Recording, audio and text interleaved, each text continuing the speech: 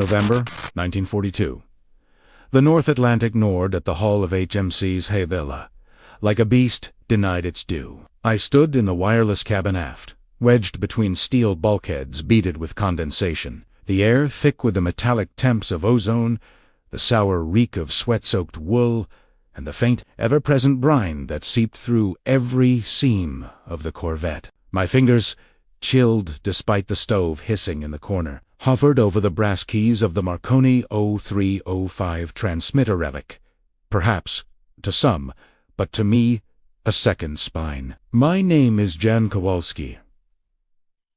Though the manifests list me as John Collins, a name stitched onto my identity like a false epaulet. I was once a student of electrical engineering in Now, I am a ghost in the Royal Canadian Navy. My Polish uniform buried beneath layers of British khaki and Canadian wool. My past decipher only I dare decode. That evening, the wind screamed through the yardarms like a banshee with a grudge, and the wireless crackled with the static of 1,000 unseen storms. Convoy on 144 was strung out behind us, like beads on a fraying thread. 47 merchantmen groaning under coal, steel, and tanks, escorted by a motley squadron of corvettes and destroyers, all trembling under the weight of expectation. London expected them to arrive.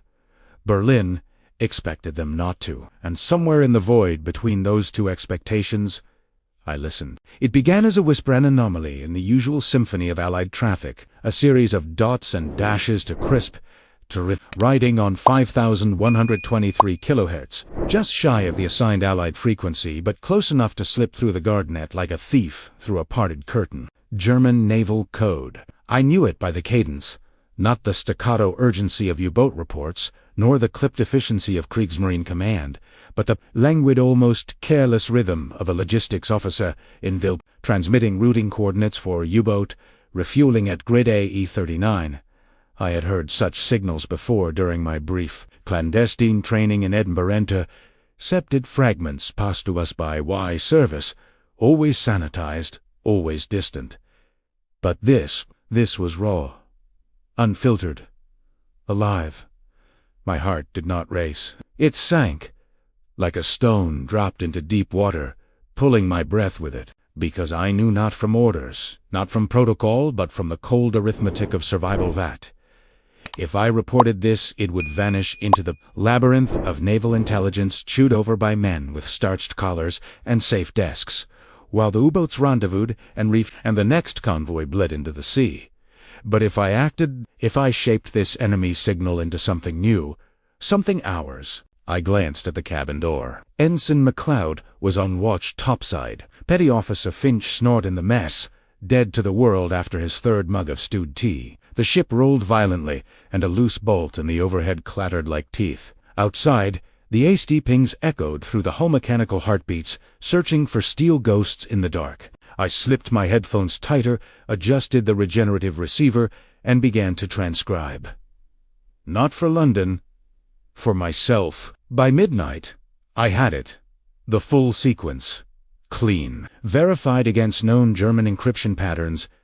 Naval, Enigma Emetris, likely from a Type 14 Milchku supply sub. Coordinates. Time window. Fuel tonnage. And then, the unthinkable idea took root, not to jam it, not to ignore it, but to ecco italiano.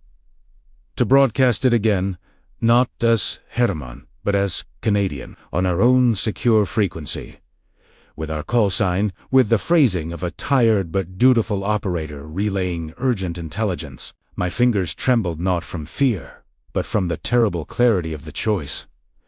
I was not a spy.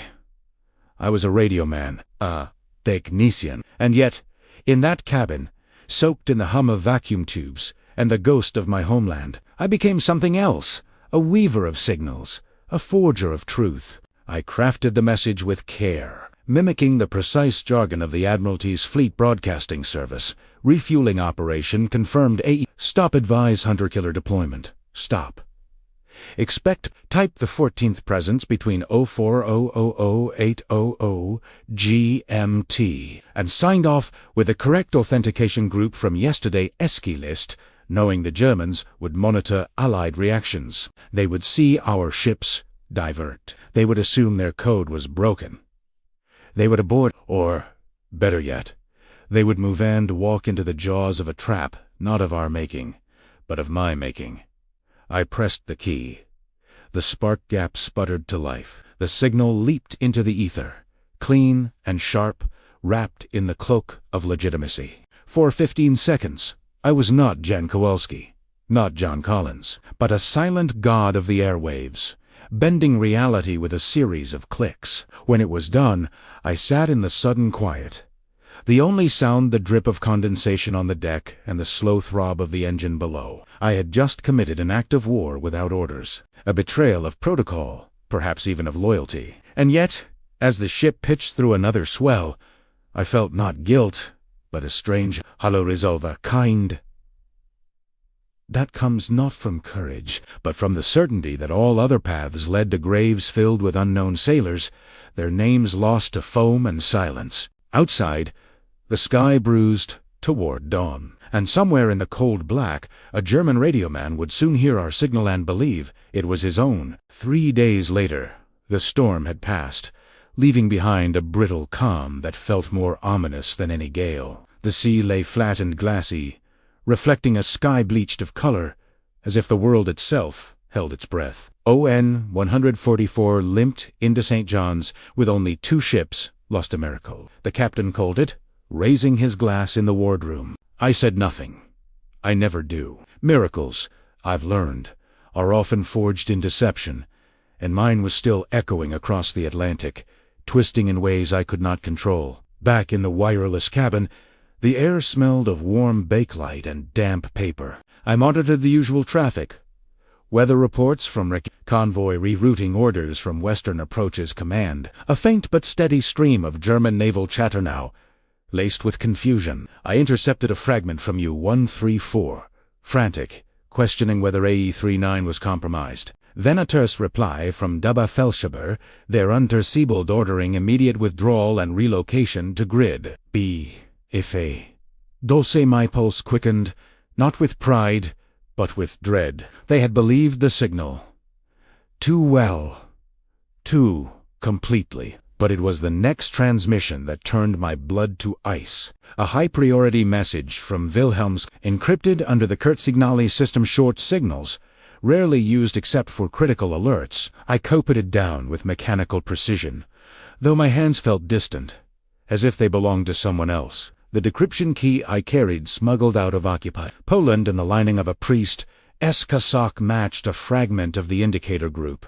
Not enough to read the full text, but enough to recognize the signature, Admiral Carly Dennett's. That night, I dreamt of WW2, not the city as it was bustling scholarly. Sunderpold Boot, as I last saw it, smoke curling from the university library. My mother's hand gripping mine too tightly at the train station, her wedding ring cold against my knuckles. In Te Dream, she whispered, Chaitobe, Oworte. Was it worth it? I woke with my teeth clenched, the taste of copper in my mouth. By morning, new orders crackled over the fleet net. ON 144 was to be reinforced. To escort Groups B7 and C2 were converging on BF-12 under Operation Pheasant, a hunter-killer sweep sanctioned directly by the Admiralty. They thought they were acting on reliable ultra-intelligence. In truth, they were chasing a phantom I had conjured from enemy breath and Allied syntax. I wanted to scream into the microphone, to confess that the intelligence was not but invented a mirror held up to the wolf so he might devour his own reflection. But to do so would expose not only me, but the fragile network of Polish cryptologists still scattered across Allied Europe. Men like Rievski and Zagalski, whose work at Bletchley depended on absolute secrecy. Instead, I filed my logs with clinical detachment. Routine German signal activity noted no actionable content. A lie wrapped in bureaucratic linen. Every word I wrote felt like another stone in the cairn over my conscience. Then came the report from H on November 17th at 3:47 g. Her HFDF operators triangulated a transmission bearing from BF-12. Within the hour, depth charges shook the water. U-2 624 was sunk with all hands. 2 days later, U-5-2 vanished in the same grid. No distress call. No debris. Only silence. And still, the German signals grew more erratic, more paranoid. Codebooks were changed. Call signs rotated. Entire operational doctrines questioned. My false signal had not just disrupted or refueling it, had infected the nervous system of the U-Boat command with doubt. And doubt, in war, is more lethal than any depth charge. Yet I felt no triumph. Only this low, gnawing awareness that every life I may have saved came at the cost of others I had led into darkness. Were those U-boat crews fathers? Students, men who, like me, wore false names and carried hidden grief. The sea does not care for just causes. It swallows all equally. One evening, as I tuned the receiver to the international distress frequencia, habit born of hope and habit, I caught a fragment of a song. Not Morse. A human voice, faint, wavering, singing a Polish folk tune says, Adysio Ekskadolasecki, a sailor, perhaps, somewhere on a life raft, or a resistance fighter, broadcasting from a cellar in Warsaw. The signal lasted only seconds before dissolving into static, but it left me breathless. In that moment, I understood. I was not merely sending code. I was sending echoes of who we were before the borders, before the war, before the lies became necessary. I adjusted the frequency back to 500 kilohertz, the international calling and distress band, and began my nightly sweep. My fingers rested on the key.